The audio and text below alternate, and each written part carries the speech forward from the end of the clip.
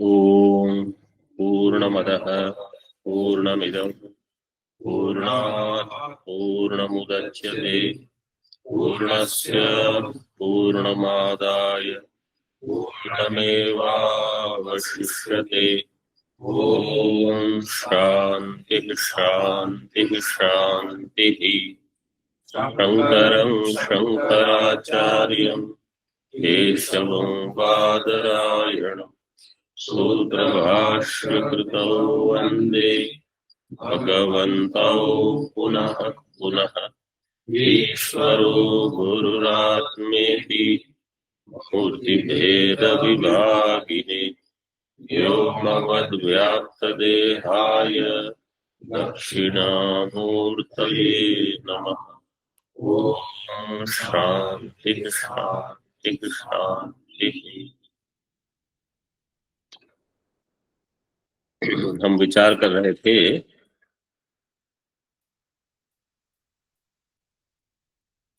अन्य दर्शनों में और वेदांत दर्शन में क्या भेद है।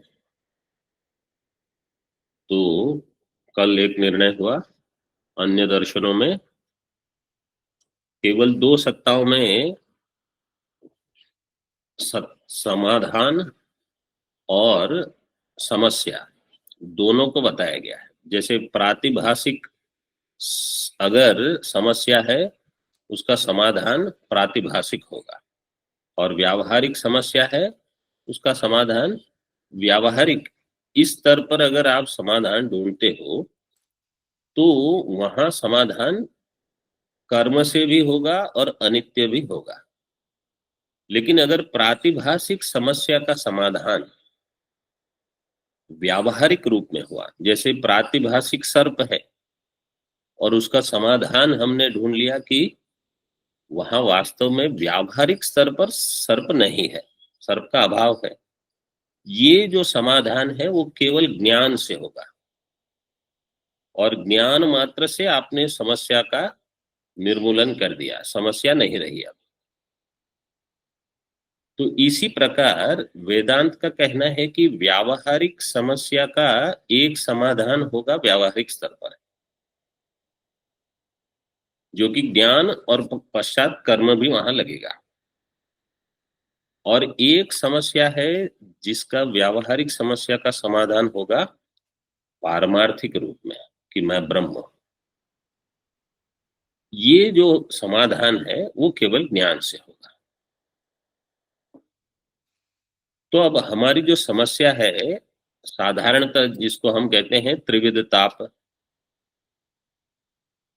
त्रिविध ताप की जो समस्या है उसका समाधान अगर हम व्यावहारिक स्तर पर ढूंढते हैं, कुछ आदि भौतिक है, आध्यात्मिक है, आदि दैविक है, तो वही समस्या समाधान चलते रहेंगे। ये समाधान हुआ, फिर कुछ और समस्या आएगी, फिर और ऐसे चलता रहेगा। जब मुझे ये समझ में आ जाए कि मैं ब्रह्म हूं,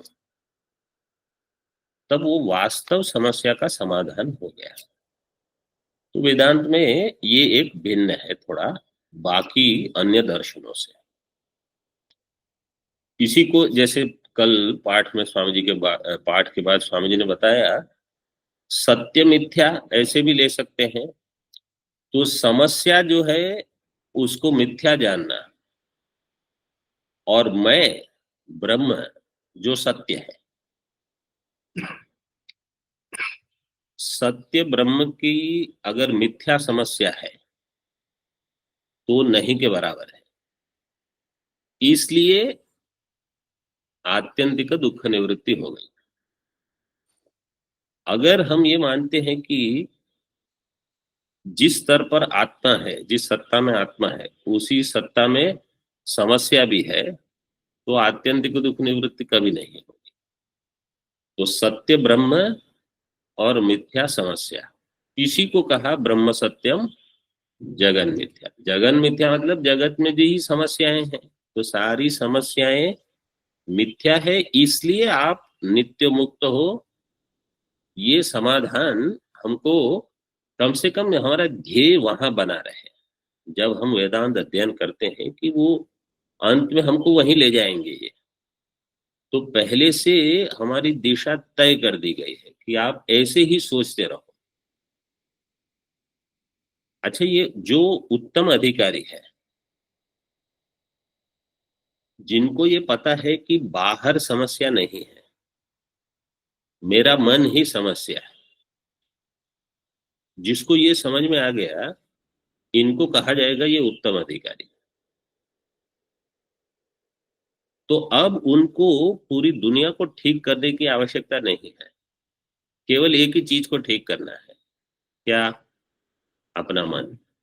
और आप अगर उसको मिथ्या जान लोगे तो आपने पूरे ब्रह्मांड को मिथ्या सिद्ध कर दिया।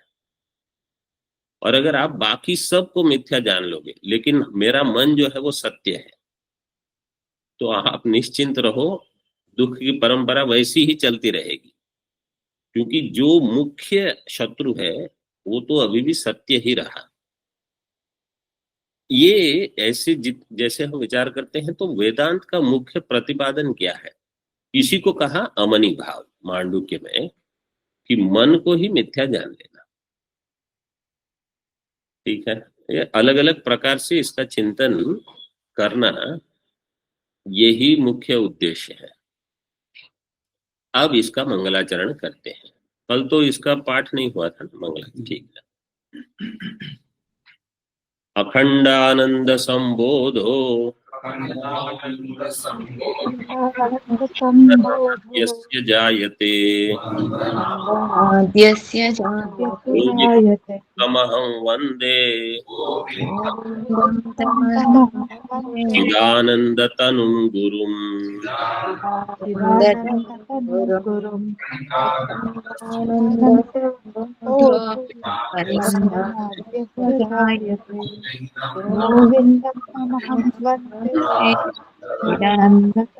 गुरुं ये भगवान भाष्यकार का मंगलाचरण है, जिसके द्वारा वो अपने गुरु गोविंद भगवत पाद आचार्य को नमस्कार करते हैं।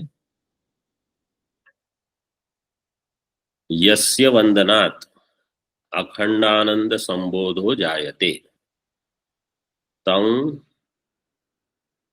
चिदानंद तनुं गुरुं गोविंदम अहम वंदे।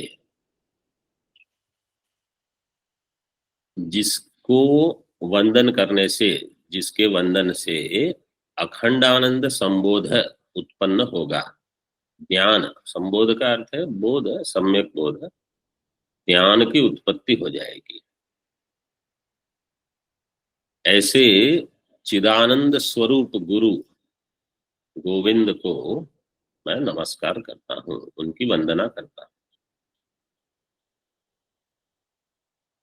टीका में देखो, गुरु शब्द जो है, गुरु शब्द की गुरु गीता में बहुत सारी व्याख्याएं हैं, लेकिन हमारी मतलब वेदांत को स्पष्ट रूप से बताने वाली जो व्याख्या है वो है गु शब्दस्त्वंधकार स्यात् रु शब्दस्तन्निरोधकः अंधकार निरोधित्वात् गुरुरित्यभिधीयते। गु शब्द से अंधकार और रु शब्द से निरोधक। गु शब्दस्त्वंधकारः स्यात्, रु शब्दस्तन्निरोधकः। अंधकार निरोधित्वात् गुरुरित्यभिधीयते। अज्ञान का जो निरोध करेगा वो है गुरु। ये श्लोक अद्वैत तारक उपनिषद का है। गुरु गीता में भी यही श्लोक हो सकता है, कल मुझे मिला नहीं, लेकिन दूसरे दूसरे श्लोक हैं। हाँ, वो तो ऐसे 4-5 श्लोक मिले, लेकिन ये कि अंधकार का निरोध करना, निवर्तन करना, ये मुख्य बताना है।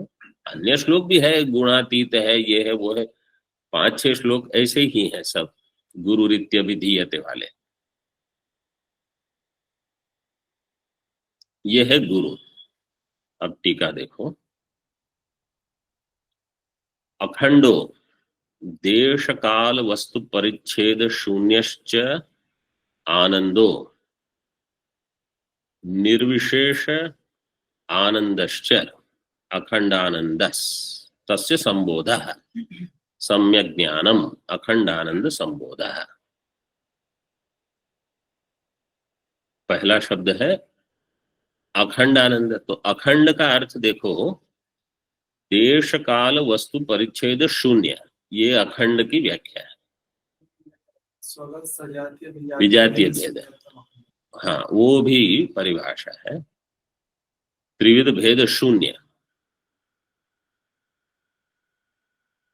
अथवा परिच्छेद शून्य,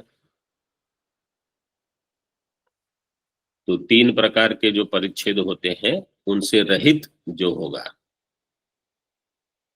देश का परिच्छेद हटाने से कौन से अत्यंता भाव का निषेध कर दिया? किसका? अत्यंता भाव। और काल से प्राग भाव और प्रध्वंसा भाव, और वस्तु परिच्छेद से अन्योन्या भाव। तो जहां किसी प्रकार का प्राग भाव जहां न हो, प्रध्वंसा भाव न हो, अन्योन्या भाव न हो, अत्यंता भाव भी न हो, ऐसा मतलब जिसका प्राग भाव नहीं है वो अनादि रहेगा, जिसका प्रध्वंसा भाव नहीं है वो अनंत होगा, जिसका अत्यंता भाव नहीं है वो सदा बना रहेगा, और जिसका अन्योन्या भाव नहीं है वो व्यापक रहे, अन्य से भिन्न नहीं होगा। मतलब ऐसी कोई चीज नहीं है जो उस रूप में नहीं है। तो त्रिविध परिच्छेद शून्य आनंद, अखंडश्च आनंदश्च इति अखंड आनंद। आनंद से अर्थ दे दिया निर्विशेष आनंद। आनंद एक तो सविशेष होता है, सविशेष आनंद में तारतम्य रहेगा। मनुष्य आनंद से लेकर ब्रह्मा का आनंद है, इन सब आनंद में सातिशयत्व रहेगा, एक से अधिक, फिर उससे अधिक, फिर उससे अधिक। तो यहाँ आनंद से निर्विशेष आनंद लेना है। निर्विशेष आनंद मतलब जो आनंदमय कोश से जिसका अनुभव हो रहा है ऐसा नहीं, जो आत्मा का ही आनंद है। क्योंकि आनंदमय कोश से होगा वो प्रिय मोद प्रमोद वाला होगा, तो ये उससे भिन्न है। निर्विशेष आनंदश्च इति अखंड आनंद, ये अखंड आनंद की व्याख्या। तस्य संबोधः, संबोध का अर्थ है सम्यक बोध, सम्यक ज्ञानम। वैसे जो अखंड आनंद है वही संबोध रूप है, लेकिन यहाँ हमको सत्यम ज्ञानम अनंतम वाला ज्ञान नहीं चाहिए। हमको यहाँ कौन सा ज्ञान चाहिए? जो ब्रह्माकार वृत्ति वाला ज्ञान, वो भी ज्ञान है, वहां भी वृत्ति में ज्ञान शब्द का उपचार होता है, वो ज्ञान चाहिए। क्यों वो ज्ञान क्यों चाहिए? सत्यम ज्ञानम अनंतम वाला क्यों नहीं? हाँ, इस श्लोक में देख के बताओ।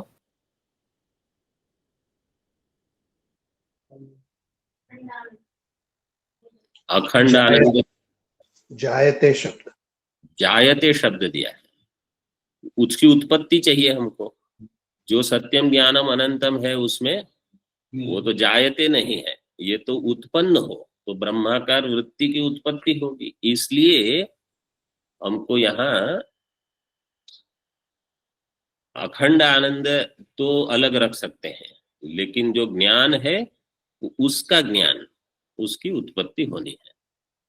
तो गुरु की वंदना से, गुरु सेवा से ये बोध उत्पन्न होगा। इसलिए तस्य संबोध है ऐसे दिया है। सम्यक ज्ञानम, सम्यक ज्ञान से लेना संशय विपर्य रहित ज्ञानम, अखंड आनंद संबोध है। प्रत्यक चैतन्य भिन्न है। अब वो जब ज्ञान हो जाएगा तो ये समझ में आएगा कि मैं प्रत्यक चैतन्य से अभिन्न हूं। ऐसे यस्य वंदनात्, इस टीका में उद्धरण आपको दिखते रहेंगे, जैसे अब यहाँ थोड़े उद्धरण आएंगे। तो अगर मतलब इन उद्धरणों को आप कंठस्थ करना चाहो तो इस बहाने जो भी कुछ गीता के अथवा कुछ उपनिषद के मंत्र अथवा विवेक चूड़ामणि के कुछ ऐसे श्लोक होंगे तो हो जाएंगे इसी बहाने। कम से कम उनको बार बार देखने का अभ्यास तो हो ही जाएगा। तो कर सकते हो जिनको करना है।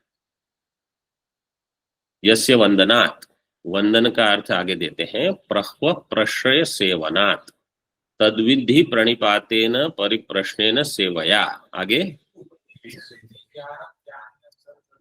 उपदेक्ष्यन्ति ते ज्ञानम ज्ञानिनस्तत्त्वदर्शिनः इत्यादि स्मृतिभ्यो यस्य देवे परा भक्ति ही यथा देवे तथा गुरौ तस्यैते कथिता ह्यर्थाः प्रकाशन्ते महात्मनः है। ये श्वेताश्वतर उपनिषद का प्रसिद्ध मंत्र है।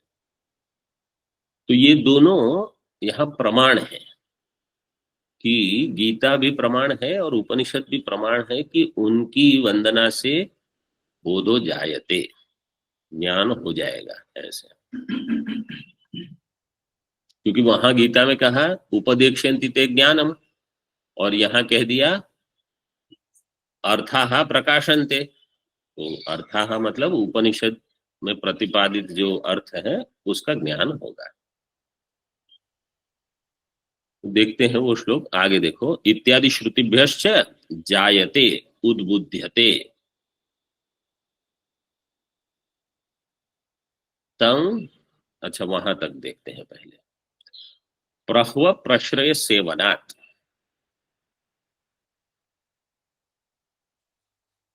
प्रह्व का अर्थ है प्रह्वी भाव मतलब नम्र हो जाना। इसमें एक उणादि सूत्र है।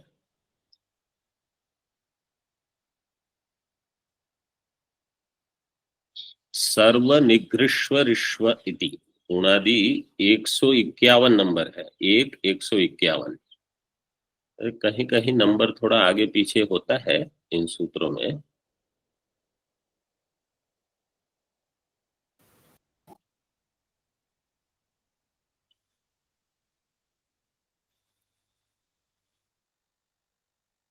सर्वनिघृष्वरिष्व लश्व शिव पट्व प्रह्वेश्व अस्वतंत्रे ऐसे है वो। इसमें जैसे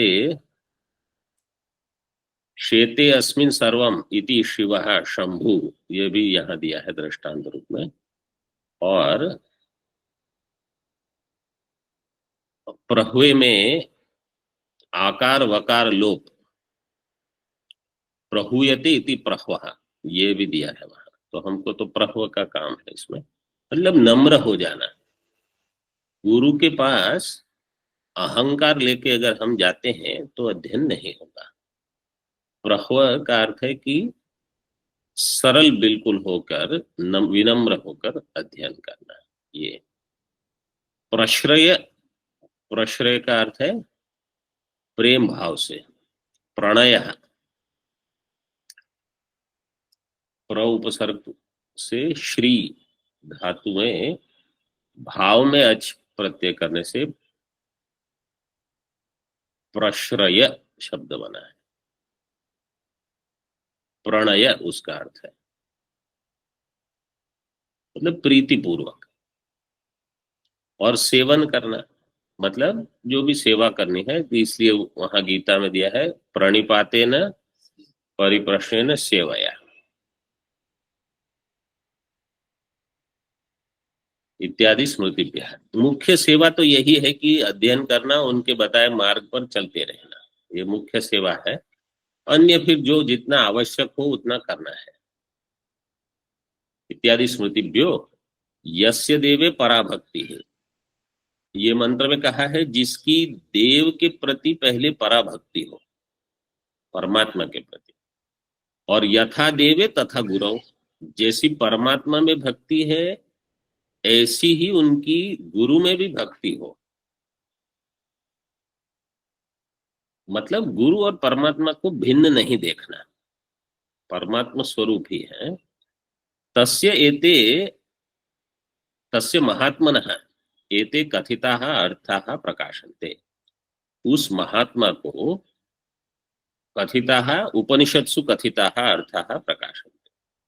तो उपनिषद में क्या बताया है, एक तो जीव ब्रह्म ऐक्य, और उसके लिए जो साधन चतुष्टय चाहिए वो भी उनको स्पष्ट हो जाएगा कि भाई हम में कमी कहाँ है, क्या आवश्यक है, साधन चतुष्टय वो सब इत्यादि श्रुतिभ्यश्च जायते, बोधो जायते, उद्बुध्यते। तं चिदानंद तनुम, चिदानंद तनुम का चिदानंद एव तनु, चिदानंद तनु, तम चिदानंद तनु, ऐसे समास कर सकते हैं कर्मधारय। अथवा चिदानंद तनु रूपम यस्य सह चिदानंद तनु, चिदानंद ही जिनका रूप है, तनु मतलब विग्रह, उनका विग्रह ही चैतन्य रूप है। मतलब गुरु को हम ब्रह्म से अलग नहीं देखते, ये बताना चाहते हैं। चिदानंद तनु, तम चिदानंद तनु गुरुम गोविंदम। गोविंद के बहुत सारे अर्थ दिए हैं। गोभीर वेदांत वाक्य ही एव विद्यते लभ्यते इति गोविंदस तम अहम वंदे नमस्करोमि।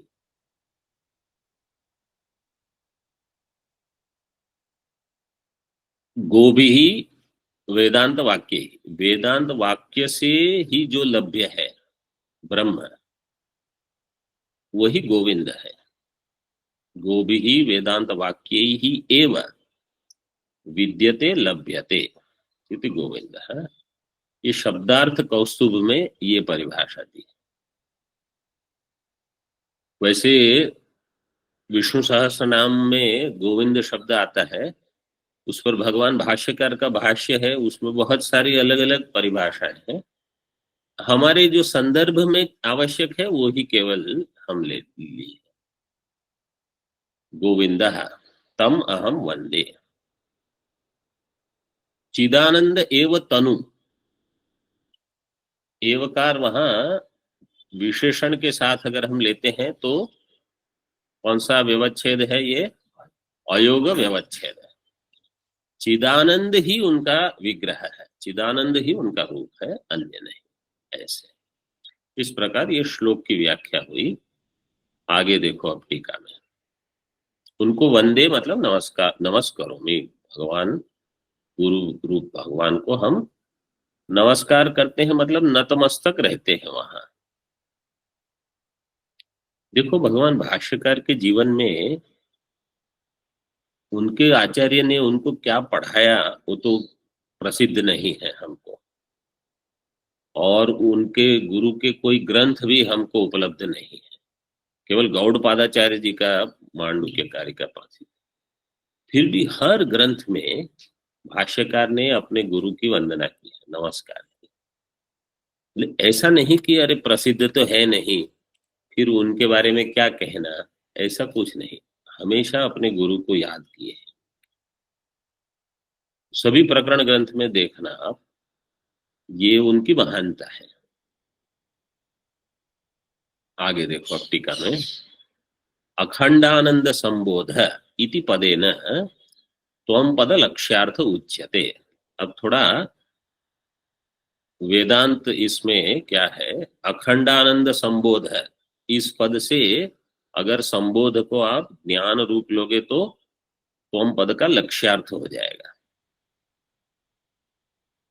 और गोविंदम चिदानंद तनुम, इस दो पद के द्वारा गोविंदम चिदानंद तनुम इति पदद्वयेन तत्पद लक्ष्यार्थो ब्रह्म उच्यते। ब्रह्म जो तत्पद का लक्ष्यार्थ है, तो यहाँ एक ही श्लोक में त्वम पद और तत्पद का लक्ष्यार्थ है, उसका ऐक्य बता दिया। यस्य गुरुः प्रसादेन अहम ब्रह्मास्मि इति बोधो जायते तन नमस्करोमि इत्यर्थः। तम गुरुम नमस्करोमि, जिस गुरु के आशीर्वाद से ये ज्ञान होता है। तो इसलिए जब भी हम नमस्कार करते हैं तो बुद्धि यही बने कि ये गुरु ने तो यही उपदेश दिया है कि मैं ब्रह्म हूं। तो जहां जहां मंदिर में अथवा कहीं भी हम नमस्कार करते हैं गुरुजनों को, नीचे सत्संग भवन में, तो वो हमेशा यही रहे कि इनसे हमको यही प्राप्त हुआ है कि मैं ब्रह्म हूं। तो नतमस्तक होकर इसी को बार बार याद करते रहना। उनके प्रसाद से ब्रह्मास्मीति बोधो जायते तन नमस्करोमि। अब यहाँ एक दूसरा पाठ है, वो दिया है अखंडानंद संदोह इति पाठ है। तो श्लोक ऐसे होगा, अखंडानंद संदोहो वंदनादि यस्य जायते। तो संबोध के बदले संदोह अगर पाठ है, इति पाठ है अखंडानंदस्य संदोह प्रचुरानुभवो जायते इति। प्रचुर अनुभव, संदोह दुह प्रपूर्ण धातु से मतलब पूरा भरा हुआ, तो प्रचुर अनुभव मतलब उसी में रहना, जिसको योग वाशिष्ठ में छठी सप्तमी अवस्था बताया है, भूमिका। इस भूमिका में रहना ये प्रचुर अनुभव, तो ये भी हो जाता है। वास्तव में सप्त भूमिका जो ज्ञान की है वो इस ग्रंथ में भी आएगी, इसमें भाष्यकार ने दी है उनको। प्रचुरानुभवो जायते, संदोह का अर्थ ये भी कर सकते हैं। आगे अस्य ग्रंथस्य वेदांत शास्त्र प्रकरण रूपत्वात् शास्त्रैक देश संबद्धत्वादि लक्षणत्वाच्च अनुबंध चतुष्टय प्रदर्शनेनापि मंगलम करोति। यथा अस्य ग्रंथस्य, ये ग्रंथ किसका है? वेदांत का ग्रंथ है, वेदांत का प्रकरण ग्रंथ है। आगे उसका लक्षण बताएंगे। अस्य ग्रंथस्य वेदांत शास्त्र प्रकरण रूपत्वात्। वेदांत क्या है? उपनिषद, मतलब वेदांत एक शास्त्र है, उसका ये प्रकरण ग्रंथ है। प्रकरण ग्रंथ की व्याख्या क्या है?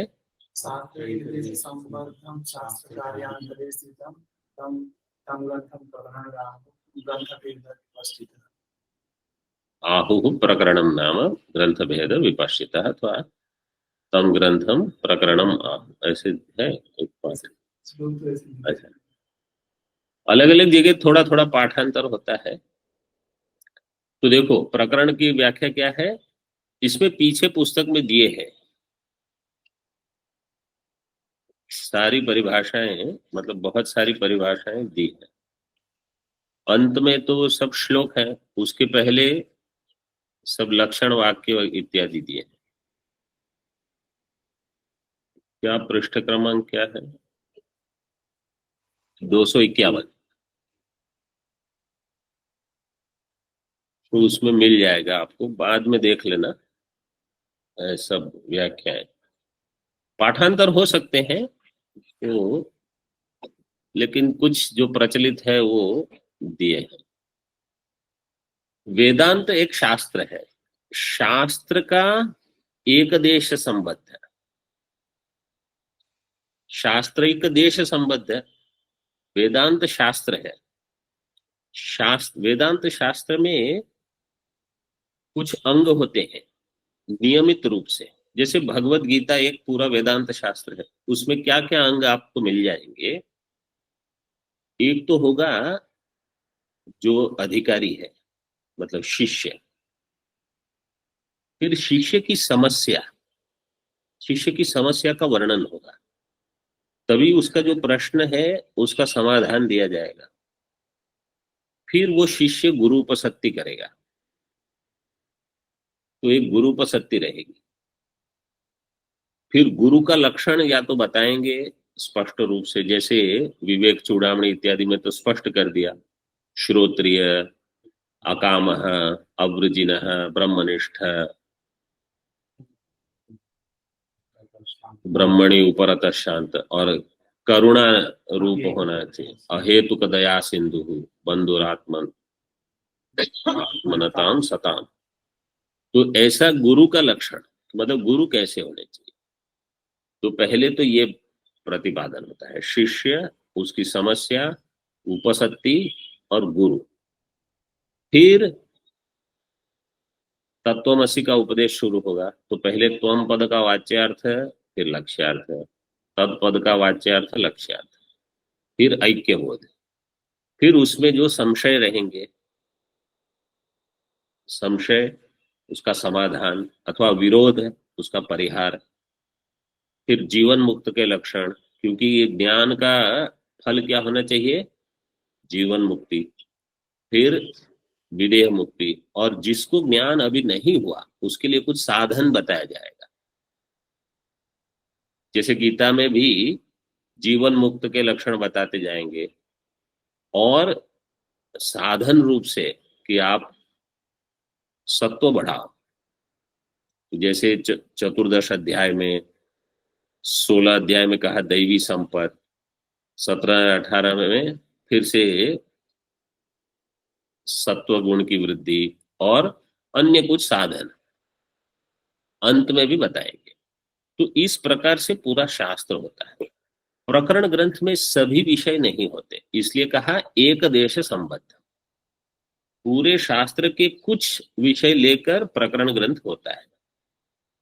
जैसे दृष्टांत अगर हम लें, दृग दृश्य विवेक अभी आप लोगों का हुआ थोड़े समय पहले, उसमें विद्यार्थी कौन है, उसकी क्या समस्या है, उसने कब गुरु उपसत्ति की, कुछ नहीं बताया। सीधे वहां त्वम पद, तत्पद, ऐक्य और 1-2-4 श्लोक में जीवन मुक्ति, बस। थोड़ी साधना, समाधि की साधना, तो वहां बहुत ही संक्षिप्त रूप में बता देते हैं। और अन्य किसी ग्रंथों में इतना भी विस्तार नहीं होता, और कहीं बहुत होता है, जैसे पंचदशी इत्यादि में। तो शास्त्र के एक देश से संबद्ध होता है, और इसका जो अनुबंध होगा, शास्त्र एक देश संबद्धम शास्त्र कार्यांतर स्थितम, इसका अर्थ क्या है, शास्त्र कार्यांतर स्थितम का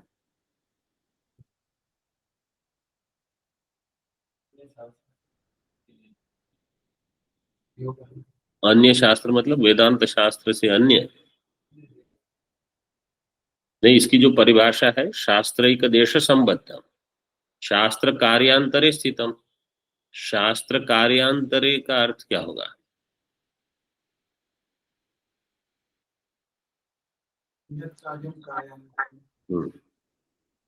फिर